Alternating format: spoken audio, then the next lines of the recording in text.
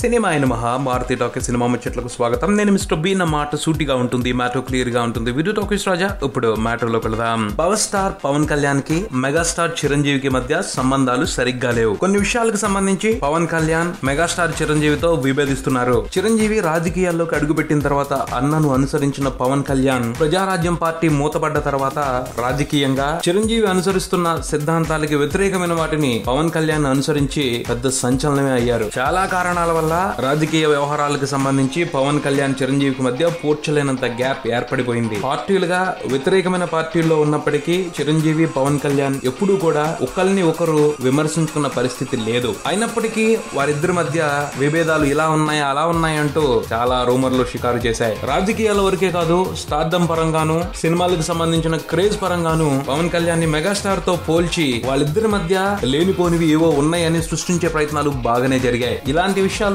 తీవ్ర రూపం తీసుకుంటున్న దశలో పవన్ కళ్యాణ్ కొన్ని అవకాశాలు తీసుకుని ప్రత్యేకమైన సందర్భాలను ఏర్పాటు చేసుకుని మెగాస్టార్ ని కలుస్తూ కుటుంబ పరంగా మా మధ్య ఎటువంటి విభేదాలు లేవు అని తెలియజెప్పి చాలా అనుమానాలకి పులి స్టాప్ పెట్టేశారు. ఇంకా కొన్ని అనుమానాలకి సమాధానం చెప్పాల్సి ఉంది. దొరికిన ప్రతి అవకాశాన్ని పవన్ కళ్యాణ్ అందుకోసం చక్కగా ఉపయోగించుకుంటున్నారని అర్థమవుతుంది. స్టార్డమ్ విషయంగా పవన్ కళ్యాణ్ రేంజ్ ని చిరంజీవి రేంజ్ తో కంపేర్ చేయలేం. పవన్ క్రేజ్ ముందు మెగాస్టార్ ఇమేజ్ ఏ పార్టీ వంటి ఇమ్మెచ్యూర్ విశ్లేషణలకి పవన్ కళ్యాణ్ తాజాగా బంపర్ సమాధానమే ఇవ్వనున్నట్టు కనిపిస్తుంది. ఎలా అంటే పవన్ కళ్యాణ్ ప్రస్తుతం సర్దార్ గబ్బర్ సింగ్ సినిమా చేస్తున్న సంగతి మనందరికీ తెలిసిందే. ఆ సినిమా కోసం పవన్ కళ్యాణ్ లక్ష్మీరాయ్ తో కలిసి ఓ రీమిక్స్ సాంగ్ కి డాన్స్ కట్టారు. పవన్ కళ్యాణ్ రేంజ్ ని క్యాలిక్యులేట్ చేసి చూసుకుంటే ఆయన పాటలనే ఆయన రీమిక్స్ చేసుకోవాల్సిన పరిస్థితి. అలా కాకుండా ఇంకేదైనా చేయాలి అంటే పవర్ స్టార్ కూడా బాస్ మెగాస్టార్ పాటనే రీమిక్స్ చేయాలి. అదే చేశారు సర్దార్ గబ్బర్ సింగ్ కోసం పవన్. కొండవీటి రాజా సినిమాలో నీ కోక బాగుంది సాంగ్ ఉంది. ఆ పాట రీమిక్స్ కి పవన్ కళ్యాణ్ స్టెప్పులు కట్టారని తెలుస్తా ఉంది. దేవిశ్రీ ప్రసాద్ బ్రహ్మాండంగా